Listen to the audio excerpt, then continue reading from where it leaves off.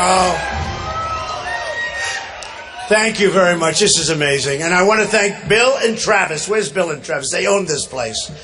They gave us a very good deal. You know what it is? Nothing. Where are they? Where are they? Thank you, fellas. Thank you very much. Beautiful. Nice facility. Nice facility. They said they've never had a thing like this before. That's true. We went to 3 or 4 places, and every time we'd sign up, there were so many more people than we thought. It was just an amazing experience. And you know, we all started in Phoenix where I had that big event. We had the big event. Thank you. Thank you. I love you. I love you, folks. I love you. Amazing. You know, we all want the same thing. We want to make America great again. I mean, it's like we want the same thing. Last night, I'm sure nobody watched the debate last night, right? Nobody in this crowd. This is a very apolitical crowd. No, we had a little debate. So I'll bet you they got big ratings. I'll bet. You know, I called up the head of CNN. I said, your ratings are through the roof. I think next time I won't do it. I want to maybe not do the next debate just to see it tank, you know, and then I'll do the one. But these debates they've become Super Bowls in a sense. It's been amazing. Do you know that last cycle, no network even wanted the debates. They were considered a wasteland. Nobody watched, had very few people watching.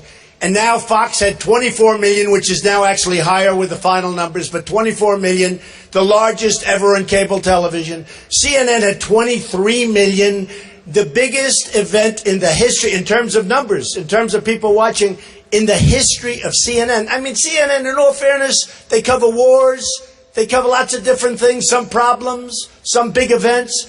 In the history of CNN, 23 million, according to CNN, was the biggest event they've ever had. And you know what I get out of it? Nothing. Nothing. And think of it. 4 years ago, nobody cared. Do you remember the debates 4 years ago? Did anybody even watch? So, we have to take advantage of what we can. You know, so last night was interesting because... Number one, I made a pledge because it's just so much easier. It's so much easier. We're going to, you know, it's hard to, they're saying, are you going to run as an independent? I said, you know, I just got a poll where I'm at 41 and other guys are at 2 and 3 and 7. Doesn't make a lot of sense. Oh, I think I'll leave now and I'll run as an independent. You know, it's amazing. It's amazing. No, it's amazing. You know, I did Meet the Press a couple of months ago, and I was doing great. I was number 1. I've been number 1. By the way, since I went, they're all talking about it. In the history of politics, they say, this isn't me, it's those people who I don't trust but, you know, I go through this all the time, and I always say, although today I think the fact that I did Bill O'Reilly in that corner, they had no choice but to follow. But they never show the crowd size. You know that, right? I always talk about it. I go home, my wife said, did you have many people? Because they just don't show the crowd. They show my face. They never show the crowd unless, and I used to think the cameras were like fixed, that they can't move. You know, modern cameras, a lot of them, they don't work like the old cameras, right? And then all of a sudden we'll have like a protester in the back corner and you'll see these cameras twisted like a pretzel. It's unbelievable. But I think today, look at all of them back there. Look at those cameras. They are the worst people. The worst. The worst. The worst. No, they're very dishonest. Not all of them. 75%. It's true. And some are very good. But you have so many dishonest reporters. I've never said... In fact, it's almost amazing to me, because I consider myself to get the worst publicity, and yet I've got this massive lead. And it tells you two things. They're dishonest, and the people are really smart. No, they're really smart. I mean, I'll get stories that are so bad, and then they'll come back, Mr. Trump, sir, your polls just went up 7 points. I say, how could that be possible? People get it. They know the press is dishonest. It's a whole big con job. So it's one of those. In fact, in Phoenix, you remember the crowd? Was anybody at Phoenix? Right? It was like this. We had 15,000 people. They reported it at 4,000 and then 2,000. And then, what's his name? Bernie Sanders. He's gone so now. He's gone. He lost it when he said Hillary's fine with emails, and she's not fine with emails. That was really breaking the law, folks, okay? So he doesn't get big crowds anymore, but he was there a little bit before or after. His crowd, we have pictures. His crowd, my crowd. His crowd was much lighter than mine. He had a lot of people, but it was much lighter. And they say he had more than Trump. Not that it matters, but it's just dishonest reporting. It's one of those things, okay? Now, last night, I had Jeb come at me. You know, low energy. No, I'm standing there, and all of a sudden I hear this, Donald Trump, it's just like... He said it just the way his pollster told him to say it. And then I hit back very, very hard. But look, we need strong people. We need sharp people. We are being killed. We are being beaten by everybody. We're not winning anymore. And I finished up by saying, we aren't winning anymore. We don't win on trade. We don't win against ISIS. We don't win with the military. Our vets are being mistreated so badly. It's horrible. Horrible. So I just want to go over this. So here we are. Ready? Really? They're complaining. Actually, don't complain. You're going to be the only ones that anyone's going to see on television tonight. In a certain way, they have the best location. You'll be happy tonight when you're watching yourself on television. So last night, they do all these polls, and it's great. They poll everything. It's amazing to me. The candidates go out and spend hundreds of thousands for pollsters, right? I don't. I got a lot of money, and it doesn't matter. I have, unlimited campaign. And yet, now think of this. So Jeb Bush, to this point, has spent over $40 million for ads. He's at two. Donald Trump, till this point, has spent $211,000. I don't even know why I spent it. I think I wanted to give some... No, it's true. And I'm at number one by a lot, by 27, 30 points. I'm a lot. So think of it. Wouldn't it be nice if we could do that for our country? Think of it. So I spent the least, and I have the best result. Unlike our students, where we're number one in the world by far in terms of cost per pupil, and we're number 28 in the world. Okay? You're right. I think I like that guy, right? But no, think of it, because it's like the reverse. So I spent the least. Now I'm going to spend a lot of money. But I was going to have spent, up till this point, $35 million. I thought I'd need to spend, what do I know? And these guys, as much as I can't stand them, they give me all this free publicity. No. It's true, right? If I put an ad on, people would get sick. They say, oh my God, we had the whole program and now we have ads. Please don't put the ad. We actually call networks, please don't put that ad. They cover you for a full hour. And then every 12 minutes they have an ad for Trump. No, it doesn't work. So I was going to have $35 million spent literally right up to this point. And I've spent nothing. I haven't spent anything. But we're ready to spend. We're ready to spend. And we're going to spend a lot.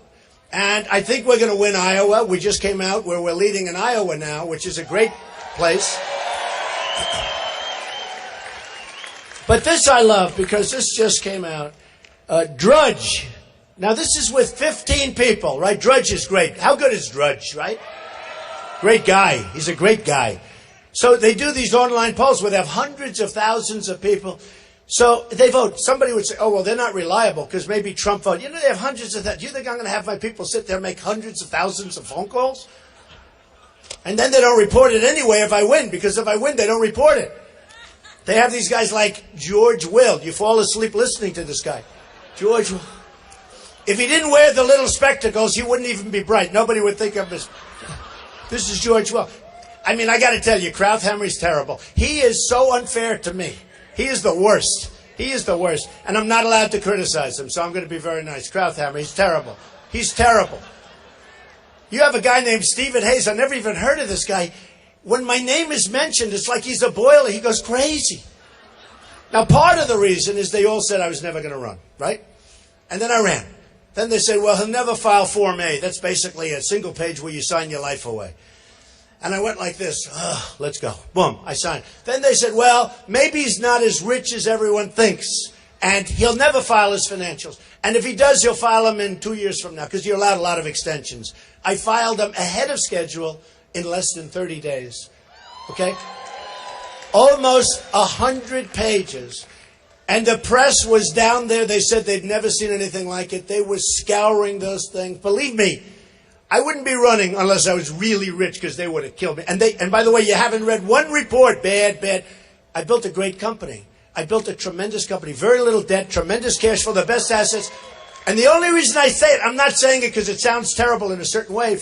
I don't want to brag. But that's the thinking we need in this country. We have $19 trillion in debt. We have $19 trillion in debt. We built a $43 million gas station in Afghanistan, and it doesn't even sell the right gas. Okay? $43 million. Do you think you could have built that gas station for slightly less? No, you look at the things, the money. We spend $1 billion to build a hospital. You could build 7 hospitals for that. We could take care of our vets for money. We have such stupid people leading us.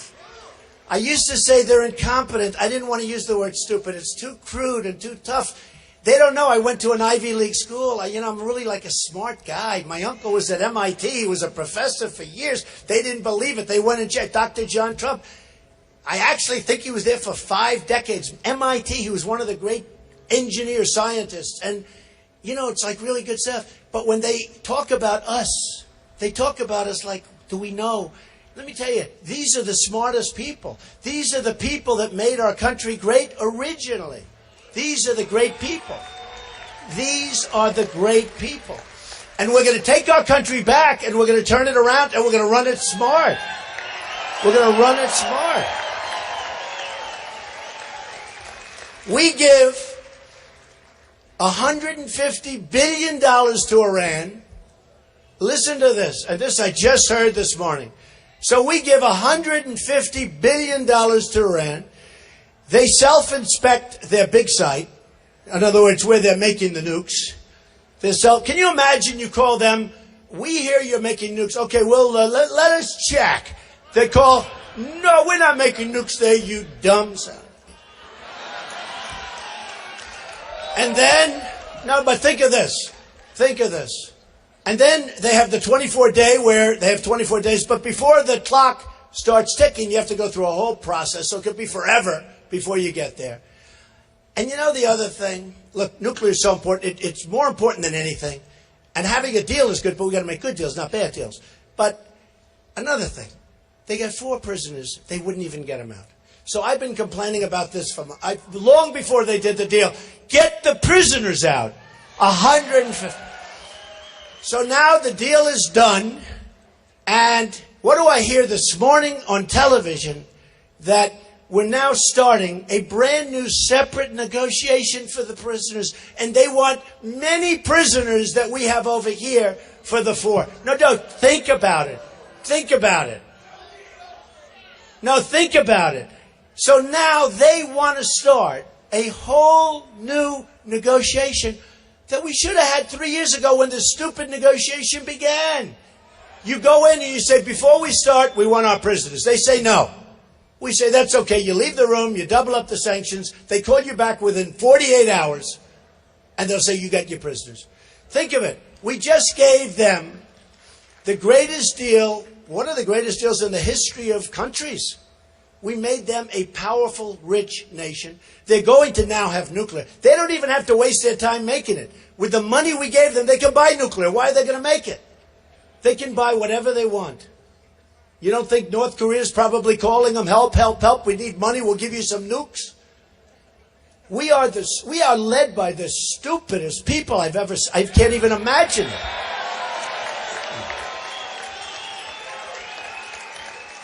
So now, here's the thing, and I can't even watch it. I can't even listen to it.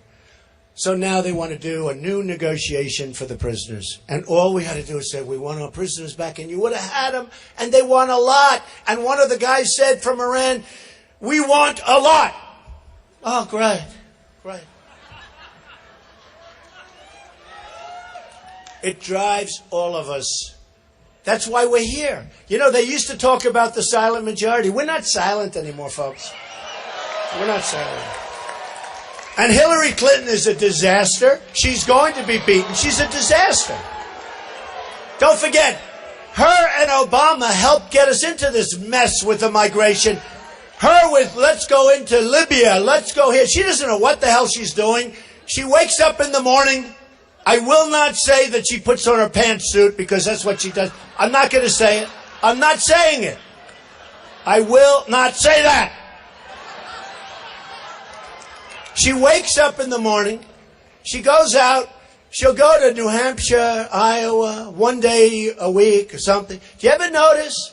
She'll do something totally staged. She'll pick 4 people. She's always sitting around a little plastic table. There's like 4 people, nice people. I mean, they're hand-picked. Out of 1,000 people, they pick the 4 nicest. They ask her these really innocent questions. And then she leaves and she goes back to sleep for a week. It's incredible. And I'm telling you, I'll tell you what. And the Fox poll just came out, and the Fox poll was very strong that I beat her easily. I beat her easily. And honestly, I mean, look what I did to Bush. I haven't even started on Hillary. I haven't even started. Poor Bush. I hear now he's doing another commercial. He does commercials. You're spending all this money doing negative commercials on me. He's doing a commercial where he uses what he said last night, but he doesn't put what I said to him. And what it is, and it's a big problem in terms of running for office, because, you know, these super PACs are a scam. They're a scam. They're a horrible thing. They're totally corrupt. One of the super PACs that was written about last week in the Los Angeles Times, they raised $6 million. By the time all of these guys took their cut, they ended up with $140,000 left for their campaign. That's better than being a real estate broker, right? Right? So we have so many things we can do. And I'll tell you, the thing I really look forward to doing, some of the people on the stage I really like. You saw last night that Ted Cruz was very nice to me, and I was nice to him. Actually, most of the people were nice to me last night. I mean, it was pretty good. You know, I went in there saying, boy, this is going to be a tough evening, because I heard all of them were going to come at me, right? 14 of them were going to be coming at me. I was prepared, but I said, this could be unpleasant in front of, you know, millions of people. And out of the 14, you know, Jeb and I guess Rand Paul, who doesn't have a chance. I mean, what's he doing? By the way, what is Rand Paul doing? You know, whether you like his politics or not, his father had a certain spark, right? You know, there was a little spark on there. Rand doesn't have that spark. Rand doesn't have that spark. And I love Kentucky. It's one of the great places, but I don't get it. You know, how does this guy get reelected in Kentucky? I don't get it. I don't know. Is he going to be primaried? Is somebody going to run against him? Because we do want a Republican, but is he going to be primaried or something? But he's a nasty guy. But the father had a spark, and he had something special. Like they say I have. No, I'm only kidding. But he had something special. Rand doesn't have it. So other than those two, I mean, it was really even Kasich was very nice to me last night. I was very surprised. He's gotten beaten up pretty badly. He said, you know what? It's easier to be nice to Trump, right? It's easier, less costly. But he was nice, so we had a good time. So anyway, Drudge, 46%. Now that's out of 15 people. So that means I got 46%. Time magazine, believe me, I don't control time. I was on their cover 4 or 5 weeks ago. They should have picked me for the person of the year, but they didn't. No, they shouldn't. Now you know what, that's not coming from me. They have these panels, and virtually, and I said I'm never going to get it because I'm not establishment, but every panel that I saw on television when Time was, because, you know, it's sort of cool, even though the magazine's going down the tubes. It's a cool thing. Most magazines are going down, in all fairness to them. It's great, isn't it, to watch these guys go down the tubes? Isn't it great? I love it. But you know what? Time magazine, so they'd have these panels, and they'd have 5 people around, you know, all the political panels. And almost everybody, even my enemies, said, no, Trump will get it, because he's done something that's never been done before. This has never been done before, folks. And we're really doing something. It's really a movement. What we're doing is a movement. So they said Trump's going to win, and I said I won't. I told my wife, I said, they'll never do it. It's just like The Apprentice. For the first 3 seasons, I should have gotten the Emmy for The Apprentice. Got the #1, got tremendous ratings. It was the hottest thing. And they picked these shows that were establishment. Amazing Race. You fall asleep watching it. Okay, it's not a race, it's a sleeping contest. Because I'm not establishment in Hollywood. I'm not establishment politically. So Time magazine picked a woman who's destroying Germany. She let the migration come right into Germany. She's destroying Germany. And if I have to work with her in a little while, I'll do just fine. But I'm telling you, what she did is wrong. They should have done a safe zone in Syria, had a big, beautiful, fat safe zone, and stopped all this nonsense. And honestly, if it weren't for Obama and Hillary, you probably wouldn't have even had the migration. They are so incompetent. So then Time magazine, 49%. Slate, 51%. Syracuse.com, 49%. U.S. News and World Report, 69%. PBS, public broadcast, PBS, 69%. This is who won the debate. That's all it is. 69%. The Blaze, well, he doesn't like me very much. That's okay. Who cares? I don't even know who he is. 38%. Not bad. It's my lowest one. Washington Times, great paper, 62%. CBS Philadelphia, 59%. Fox 5 Las Vegas, 62%. That's what it is. I mean, you know. And by the way, I just read every single poll. Those are all the online polls who won the debates. And then you'll watch these guys. Now, in all fairness, I actually did watch. You know, when you're on television, you tend to watch no matter who you are. Hey, I want to watch myself. But I went home and I went. And I must say, for the most part, even the haters, they said he did well. One or two said, well, I didn't think he had a particularly great night. These people are brutal. But who cares? So one of the reasons we've done so well here is because we are going to stop illegal immigration. We have to. We have to. And if we don't stop it, we don't have a country, folks. We don't have a country. We don't have a country. And, you know, I have as big a heart as anybody here. I have as big a heart as anybody. It's like with the migration. Help them. Let's do something. But we can't let them come over, almost more importantly than anybody. Did you see yesterday there was a big story about the cell phones and what's on? They have ISIS flags and all sorts of beheadings and crimes on pictures on their cell phones. First of all, why are people in a migration having cell phones? That was the first question. Sort of strange. I mean, who's paying for those cell phones? Where are they coming from? Who are they calling? These are people. Can you imagine many cell phones? Why? Where do they get cell phones? Who pays their monthly bill? What do? Don't they get billed by the phone company or something? How? I asked that. You know, a friend of mine said, you know, they have flags. And he was talking all about the ISIS flags. And also the beheadings on the phones, everything. So, but I said something different. I said, how come they have cell phones? And he said, wow, I never thought of that. You're right. How come they have cell phones? So we're not letting them come in. And if they are here when I get here, they're all going back. They have to. They have to. They have to. They're going back. So we're going to build a wall, and Mexico is going to pay for the wall. They're going to pay for it. And I love Mexico, and I love the Mexican people, and I have thousands of them that work for me, and they're incredible workers with incredible spirit, and they love me. And I'll tell you what, in the state of Nevada, they recently did a poll, and I'm leading with the Hispanics, and everyone's saying, oh, that's because I'm going to produce jobs. I'm going to take our jobs back from China and Japan and Mexico and all these other places. And you know what? The Hispanics that are here legally and that went through a process, those people are all, they're for me because they don't want their jobs taken. They don't want their house taken. They don't want to be overrun by people pouring across the borders. And one of the first thing I do, probably the first thing I do is the good thing about an executive order. What's the good thing? I can walk in, sign, and that's the end of it. I don't have to go through Congress. Obama never goes through Congress anymore. He does. You know, isn't it incredible? So, I'm a Republican, but I'm so disappointed in the Republicans. When we got majority, didn't you think it would be different? It's the same thing. It's the same. I tell the story. Some guy or woman gets elected. They go through hell. We're going to stop Obamacare. We're going to repeal it. And I am going to do that. By the way, it's going to be dead. No. We don't have to worry too much. It's going to die in 17, unless the Republicans work out a rescue plan, which they'll probably do if I'm not there, I will tell you. Obamacare is dead in 17. You know, the wrong people are signing up. It's all messed up. Doctors are leaving. I have a friend. He's a doctor. He's a young guy. He's leaving the profession. He said, I have more accountants than I have nurses. The guy's got more accountants than nurses. So anyway, we are going to take care of Obamacare. We're going to make this place. It's going to be unbelievable. And it can go fast. Now, I'll tell you what can't happen.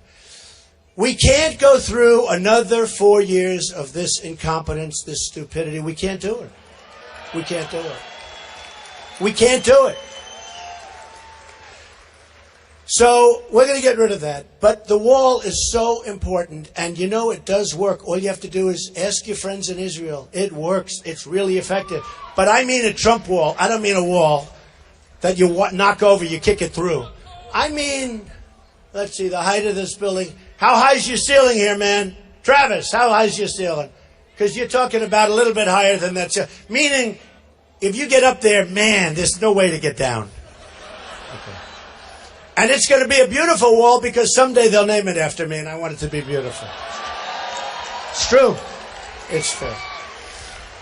And it's going to work. And we're going to have people come in. We're going to have a big door, and we're going to have people come in, but they're going to come in legally. They're coming in legally. And we're going to bring our country back. You know, it's really having a huge impact. And, you know, one of the people that I've gotten to know so many people, students and professors and college heads, because, you know, the student debt's a huge problem. We're going to work on that. We're going to work on everything. We got to work on everything. I mean, there's nothing we can't work on. There's nothing in this country. You know, I said last night,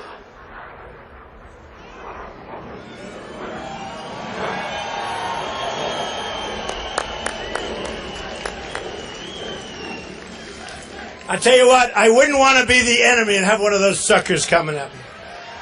We just don't know how to use it. The whole thing is like different.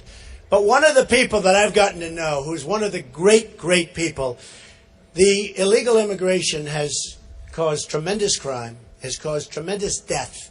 It's caused economic hurt, as you know, because a lot of jobs are being taken and our citizens don't get those jobs. And again, we're going to have people come in. And we're going to have, if there are some areas like the grape areas, I know a lot of the folks up there, and they say if we can't we'll do some visa program where we get people up. We're not going to hurt industry. We don't want to hurt business or anything. So we'll get the people in. If our people don't want to take the jobs, and I understand that. You know, there's people that don't want certain jobs, and I get it. But we're going to get the people in. We're going to make this country so dynamic. My tax plan, I'm cutting the hell out of taxes for the middle class and for businesses. Corporations are going to bring the trillions of dollars that are outside of the country. They're going to bring it in. They're going to use it here. But one of the people I got to know, and he's a friend of mine, and he had a horrible thing happen. His son, Jamil Shaw, you may have seen him. He's just been amazing. And whenever he's around, I say, do me a favor, say a few words. He'll explain what happened with an illegal immigrant who killed his son viciously and violently. And he's become a friend of mine, and he's a great guy, and he's here with us, and let me bring him up. Jamil, come on up.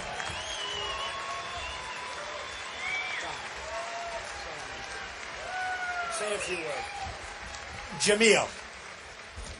Hello, everybody. I'll get right to the point. March the 2nd, 2008, my son was shot dead in the street like a dog by an illegal alien gangbanger, 18th Street gangbanger. He was on his third gun charge. Now, we hear all these people talking about banning guns, but you have a legal alien on his third gun charge, never been deported. He was released. He was in jail for assault with a deadly weapon, battery on a peace officer, and resisting arrest. Okay, they only gave him 8 months in the county jail for that. And then they let him out 4 months early. The day he got out, they were, according to the Sheriff Baca in L.A. County, he said that the Latino gang members, the legal alien gangs, Latino gang members, the shot callers ordered them out of the streets the same day they get out because they don't want them to be rehabilitated. So the same day he got out, he was told to go in my neighborhood, and he was looking for blacks to kill. My son me and my son went to a football training in Pasadena, and he was getting recruited from Stanford, Rutgers, West Virginia, Texas. I mean, it was really a beautiful thing, you know. I mean, we did 17 years of hardcore practicing, trying to get a scholarship, and we were there. We had it. We had it. And that day we came home from the training. He asked me to go to the mall, like all our kids do. They want to go to the mall, hang out with their friends. I didn't want to let him go, but I let him go only because the day before he asked me to go to a party. Of course, I said no. And I said, you know why, right? He said, I know, Dad, I might get shot. And he was like, man, Dad, you tripping. It doesn't happen like that. Next day, you know. So on the way home from the mall, I called him, where are you? Oh, I'm right around the corner, Dad, be there in a couple minutes. You know, about a minute later, I heard 2 gunshots, really loud. So I knew it was outside from my house. I called his phone to see where he was, didn't answer it. Man, I knew he was shot. I remember asking God, please don't let him be dead, you know. I walked outside, looked down the street, and there he was, laying in the street dead. The legal alien was shot him in the stomach. One of the neighbors saw him walking down the street, and she said that the guy came from behind a parked car. Let me go back a second, too. They were in my neighborhood looking for money. The girl that they was driving was a girl driving the car. I never even knew him. She met him while he was in the jail. He gets out. She picks him up, him and one of his friends. They're looking for money. One of the guys said, well, I know a guy who owed me some money. That was my next door neighbor. That's why they were on my street. As they were coming to my neighborhood, they saw my son walking down the street, and they told the girl to pull over. They wanted to kill him right there, you know, because he had on a Spider-Man backpack. You know, that's what they saw. And she said, no, I'm not going to do that. She kept going, parked right in front of my house. Now, they didn't know that's where he was coming. So he went to the neighbor's house, knocked on his door, and on the way back to his car, saw my son coming. He went, put a hood over his head, ran down the street. One of the neighbors said that he pulled the gun out and shot him in the stomach while he was laying on the ground, according to the coroner, with a 45 in the stomach. You can imagine. 17-year-old kid with a 45 blast in his stomach, that's bad. He was laying on his back, the coroner said, with his hands up, and the guy shot him through his hand into his head and killed him. It was vicious. I heard the gunshots, of course. I ran outside and I couldn't believe it. Even today, I couldn't believe it. I remember telling him, man, I told you, just people are crazy out there. I had just told him the day before. And, you know, our kids don't believe that, you know, and that's why we need Donald Trump. Because Donald Trump is going to make it safe again, you know. Donald Trump is going to make it safe for your kids. My son is dead. I can't fix that. I wish I could. But I have another son, 17 years old. He was 8 at the time. Now he's 17. I saw him the other day, man, you know you're older than your brother now, you know, and it's really sad. And Trump is the only person that reached out to me out of all the politicians, all the black politicians in L.A. Nobody cares. It's all about illegal aliens. That's all they care about. They don't care about us as Americans. Trump wants to make America first. Okay? We need that. Our kids, all of our kids deserve to grow up.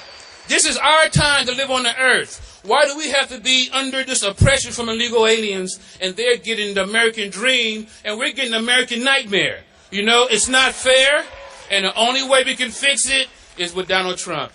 I don't see no other way. If it was there, it would have happened. Before Trump, it was nothing going on. Now that he's here, they're scared, and we have to make sure it happens because it's going to protect all of us and make us safe. And we got to stand with Trump, and you have to trust him the way I do because I believe that he was sent from God. Thank you.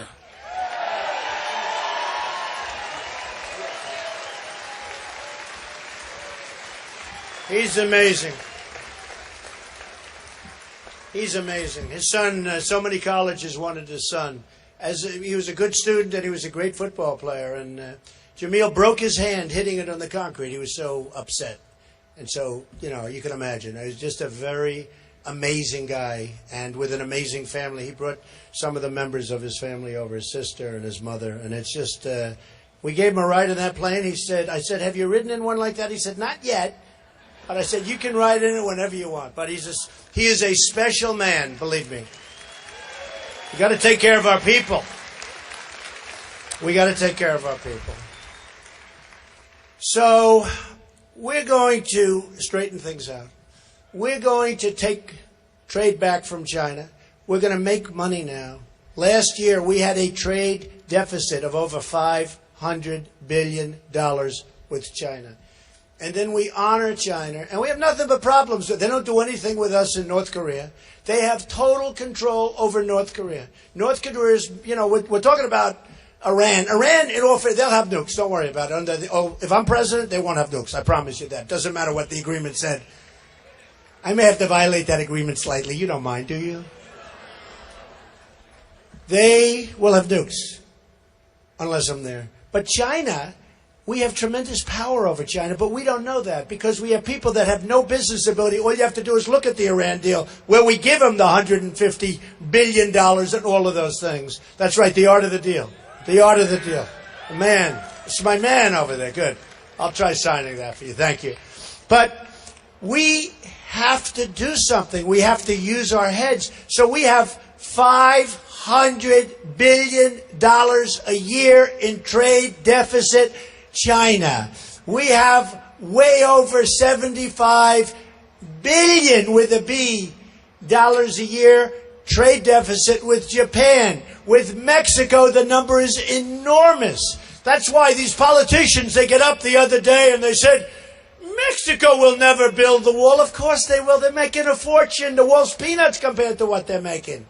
But you have to know they have no business ability whatsoever. And I like them. They have no business ability whatsoever. And some, like Jeb Bush and others, they're not strong enough. They don't have the power. They don't have whatever it takes. They don't have it. And you know what? I don't want to be a nasty guy, but I don't care anymore. We have to get the right people in. I don't care. I don't care anymore.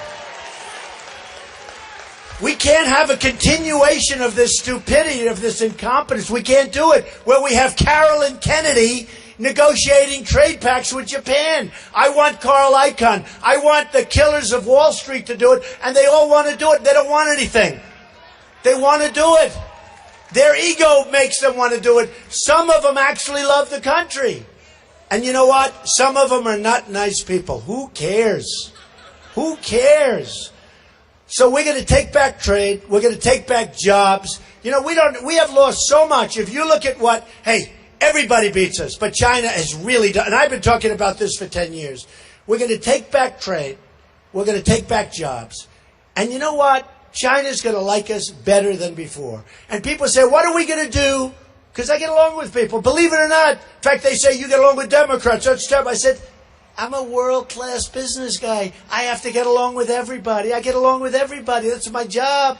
But now I'm running against somebody that's really shouldn't even be allowed to run. She shouldn't be allowed to run.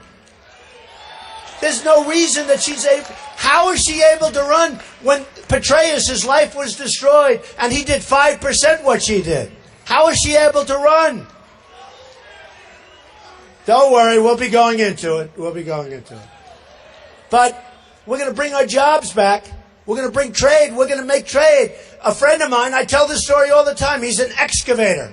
He digs big, big foundations and structures. He's a tremendous excavator. And he buys a lot of equipment. And he always bought Caterpillar. By the way, look what's happened to that stock. And I was telling this story a year ago. So I predicted it.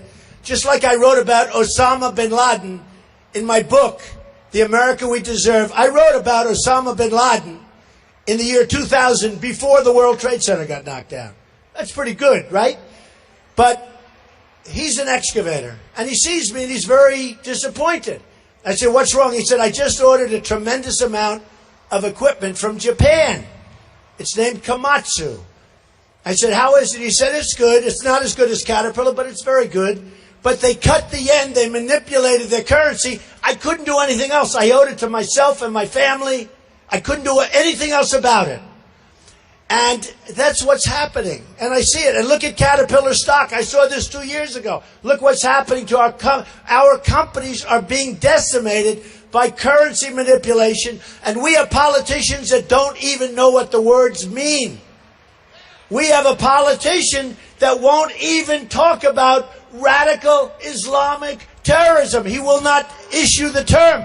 And how do you solve a problem if you don't want to even talk about it? And I've had friends of mine that are Muslims. I have great relationships with Muslims. I have partnerships with Muslims. And they called me up the other day. They said, not all of them, but they called me up, some very prominent. And they said, you have done a tremendous service.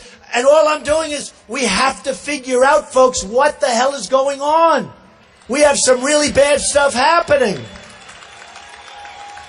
And they called me up and they said, Donald, you've done us a service. You really have done a great service. And I was surprised to hear him say it. But they know much more than we do that they have a problem. And we've got to solve the problem. But you can't solve the problem if you put yourself in a corner and don't want to discuss it. You can't do it. So we're going to solve a lot of problems. We're going to take that trade back. We're going to be tremendous. You know, Ford is building a tremendous plant in Mexico, right? We don't get anything. They're closing plants in Michigan. What are we doing? How does that benefit us? They're going to build in Mexico. Then Mexico's going to make cars, trucks, and parts. And they're going to send them into us. No tax, no nothing. We're like the stupid people. Not going to happen. Nabisco is moving a big factory from Chicago to Mexico. I'm never eating Oreos again. I'm telling you. I'm never eating them again. I'm not eating them again. That kind of stuff is not, we're just not going to let them compete. But damn it, if they're going to do that and we're going to close up jobs and factories, they're going to pay tax when they send that stuff back into the United States.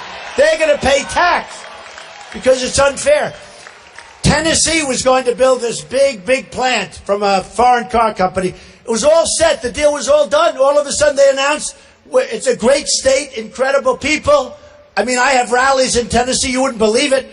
All of a sudden they announced, it's going to Mexico. It's not going to Tennessee. We're not going to let that crap happen. We're not letting it happen. All right? We want jobs. We're not going to be the people that are led by stupid people, and we're embarrassed to almost... I had a person the other day, it's a terrible thing to say. The person was in Europe. They were embarrassed to say they're from the United States. Can you believe this? Can you believe it? You know, in the old days, my daughter was telling me this, Ivanka. Anybody hear of Ivanka? Yes. She's a great person. But she said, you know, Dad, in Europe, when she was in Europe as a little girl, she said a lot of things were made in the USA. They'd say, made in the USA. And that was quality. And I remember it, and some of you remember it. Made in the USA. And if it said made in Japan, that was cheap stuff. That was junk, right? Remember? If it had a made in Japan label, it was garbage. Now it's like, you don't see, I don't even know if we have signs that say made in the USA. I haven't seen this. Do they use that sign anymore? And she said in Czechoslovakia, which was communist, they would take a dollar bill and people would scotch tape it to the windshield of their car because they were so amazed and so proud of America. They just wanted any symbol, and they'd take dollar bills and scotch tape them because they had, I guess the word's not pride, they had respect for our country. We don't have that anymore. We're not respected by anybody anymore. That's why we have crowds like this. Look, everywhere I go, I have crowds like this. Everywhere. We have the biggest crowds by far. Because there's a movement going on, folks. This isn't just like, let's go and have a good time. Somebody said, oh, Trump's a great entertainer. That's a lot of bullshit. I'll tell you. We have a message. We have a message. And the message is, we don't want to let other people take advantage of us. I was saying, we have rebuilt China. We've rebuilt it. You go over to China now, they have bridges like the George Washington Bridge all over the place. That's like a small bridge. All over the place. We've rebuilt it with the money they've sucked out of here. Think of it. Think of it. They take our jobs. They take our manufacturing. They take our money. They take our base. And we right now owe China $1.5 trillion. Can you believe it? It's like a magic act in reverse. It's not happening with me. I have endorsements from incredible people, the people that I want. You know, I don't care if a guy like Jeb Bush never endorses me. It wouldn't bother me at all. I think it's a negative if you want. But I have guys like Carl Icahn, who's a great business guy. I mean, those are the endorsements we need. And those guys have to go and put their genius to work and show us how great they are. Nobody can beat our business people. We have the greatest in the world, but we don't use them. We use political hacks. We use donors. We use special interests that make deals in order that their companies and their countries are taken care of. That's what we do. So, you know, I'm self-funding, okay? I'm self-funding. I'm putting up my own money. I mean, when I fly in that plane, believe me, it's expensive. I pay for it, okay? But you know what? I'll tell you what. A lot of people, and I didn't think it was that big of a deal, and I had people that said, you have no idea how important it is. I get so many applause. I have turned down tens of millions of dollars, people wanting to put money into this campaign, into PACs. I've turned it down. I actually feel a little foolish. My whole life I've been taking money, give me more money. And I turn it down. And when I go to Iowa and New Hampshire and South Carolina and tell them, like, I'm the people go crazy. It's a big deal to them. You know, I had an interesting case in Iowa about 4 weeks ago. I had a big crowd. I said, let me tell you, I feel very guilty turning down all this money. Supposing I took it, and I swear to you, I will not be guided by the people that gave it. They all stood up and started booing me. They didn't want it. And they're right. They're right. So, amazing things are happening. We had 35,000 people in Mobile, Alabama. We had 20,000 people in the Dallas Mavericks arena. It was an unbelievable, and we had like 3 days, 4 days to fill it up. We had 20,000 people in Oklahoma. In Iowa, we have the biggest crowds by many times. And I couldn't say it with all those sleazebags up there. I couldn't say it. Honestly, I couldn't say it. Because they say, oh, it's not true, it's not true. You know, you'd have headlines, it's not true. But I have the most incredible crowds. I go to Iowa, I go to New Hampshire, I go to South Carolina. Unbelievable. It's the same thing. It's this way no matter where we go. And I call it we because it's we. We're all together. It's not me. It's we. It's we. So when I started this journey, as I said last night, it's a journey. It took a lot of guts. I mean, it takes guts to run for president, that I can tell you. But when I started this journey in June, I was really focused on trade and China and Japan and Vietnam. That's another one now. They're doing a number on us. They're taking a lot of jobs, a lot of business. I know more. They're all doing numbers. Everybody's doing a number. We're like the big bully dummy that doesn't know what the hell they're doing. But when I started, it was all about trade, and it was about the border. And because I'm so strong on the border, nobody can be stronger than me on the border. I tell you what, you know, do you ever notice how these guys are all pivoting? They're all weak. They were a member of the Gang of Eight. You know the Gang of Eight? Come on in, folks. Do whatever the hell you want. You'll be a citizen. Don't worry about it, right? Now they're all, and they were all saying, oh, what terrible language with Trump, and what a terrible. Now they're all coming. They're trying to be more and more. They can never get more so than me because, number one, I know how to do it. Number two, Mexico's paying for it. I know how to get them to pay for it. These guys, every one of them said, you'll never get Mexico to pay. For me, it's easy. It's like that CNBC debate where they said, no, we're going to make it 3 hours instead of 2. I said, no, you're not. Everybody said, you'll never be able to negotiate with them. I said, yes, I will. Who wants to sit and watch a 3-hour debate? 2 hours is bad enough. I could debate for 25 hours, but who the hell wants to watch for 3 hours? So they said, you'll never be able to get out of it. I said, yes, I will. I called the head of CNBC. Took me 3 minutes, and we had a 2-hour debate. It's true. It's true. So here it is, folks, in a nutshell. The trade stuff is easy. And I focused on it so much until Paris. To be honest, Paris, not this country, but same thing, Paris. And by the way, if some of those people that were slaughtered in Paris, with 130 dead and many more going to die, they're decimated. They're in very sad shape. As we have in California, more going to die, they're in very bad shape. We have 14 dead, more going to die. If some of those people in Paris, probably the number one place anywhere in the world for gun control, Paris and France, you can't have a gun. Unless you're a bad guy, you can walk in with whatever you want. If some of those people had a gun tied to their ankle, or a gun tied right up here to their waist, or a gun right over here, they would have had a hell of a fighting chance, and I guarantee you, the result would have been a hell of a lot better. Would have been a hell of a lot better.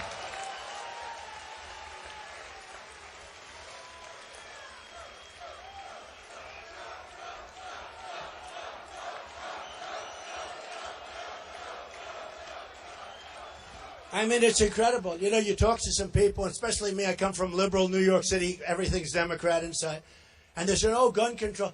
But I said, supposing, and I'm talking with very smart people, very successful people, but they're, for gun control. And I'm the exact opposite. I think they're so great. So you debate them. And you just bring up those examples. And they know they can't win the debate, but you don't change their mind. You don't change their mind.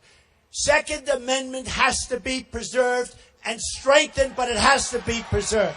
We cannot let them take that away from us. And believe me, there's a movement to take it away, and now their new movement is bullets. They want to take bullets away. If I become president, believe me, you can relax. Nothing's going to be happening, okay? Nothing's going to be happening. Just quickly, Common Core, we have to bring our education back locally. We'll save a fortune. We want the parents like you and you and you. I see it. I see it in your eyes. We want the local people to take care of their kids' education as opposed to bureaucrats in Washington. When I see guys like Bush and others that are for Common Core, it's just a way of taking care of your friends. What that is bureaucratic nightmares. They have people couldn't care less about your children. I mean, maybe some of them do, but a lot of them really just care about how much money they're going to make a month or a week.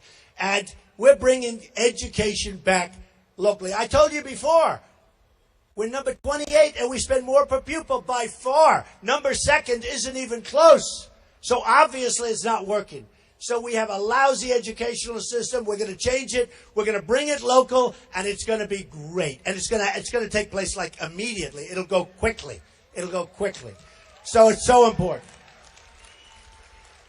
So just in finishing this, we're bringing back our jobs. I can do that so easy. It's changed a little bit since Paris and since California, where a lot of the polls that came out, they say Trump is number one on security. Trump is number one on terrorism. And you know what? By far, it's like you see the numbers. I get these massive numbers on terrorism. Like everybody wants Trump for the protection because they know I know what the hell I'm doing. And it's not political, and it's not politically correct, but it's really correct. It's going to save everybody's life. I had a thing last night. I talked about the internet. So ISIS is using our internet much better than our people, right? Even though we invented the internet, ISIS is using it. So last night I said I want to infiltrate the internet, but people said, "Oh, that's freedom of speech. You can't do that. This one, that one. We need security." I said, wait a minute, this is ISIS. They want to kill you. Well, we don't know about... Where are these people coming from? Where do they come from? They are using the internet so brilliantly. The good news is we have people in Silicon Valley that are far better than they are. We have to get them involved. We have to get them engaged. Whether we knock the hell out of their internet system in the ISIS territories, which, by the way, are getting larger by the day. How long have I been saying bomb the hell out of their oil, right? Right? 3 years. And I said, when we leave, take the oil. I don't want to just bomb it. I want to take it. And I wanted to give it to our wounded warriors and our vets and the families of people that were killed. So, we're going to make our military so strong and so powerful that nobody's going to mess with us, and we'll never have to use it. It's going to be cheap. We'll never have to use it. Don't forget, I was against the war in Iraq, and you see that. They go back to 2003 because I said you're going to totally destabilize the Middle East. I was against it. We're going to make our military so strong. We're going to take care of our vets. We're going to take care of them. They're treated horribly, and it's never been worse. Hillary, 3 weeks ago, said actually the vets are treated very well. Then she had to recant her statement. No, but is that true? 3 weeks ago. We are going to take care of our great veterans better than ever, and we put in a plan, and everybody loves it. We're taking care of our vets. We're getting rid of Obamacare. We're going to come up with something that's great. And I will tell you, I just hope you go out and vote because, you know, we have a little structural problem where the Republicans have a disadvantage at an election. So unless it's going to be a movement type of event like I think is happening, where we can actually run the table on them. But unless it's going to be something like I see happening, I mean, look at you in the middle of a day. You don't want to be, you're sitting in a hangar with thousands and thousands of people. Something is going on, and it's beautiful to see. Ladies and gentlemen, we're going to make America great again, better than ever before. I love you. I love you. Thank you. Thank you. Thank you.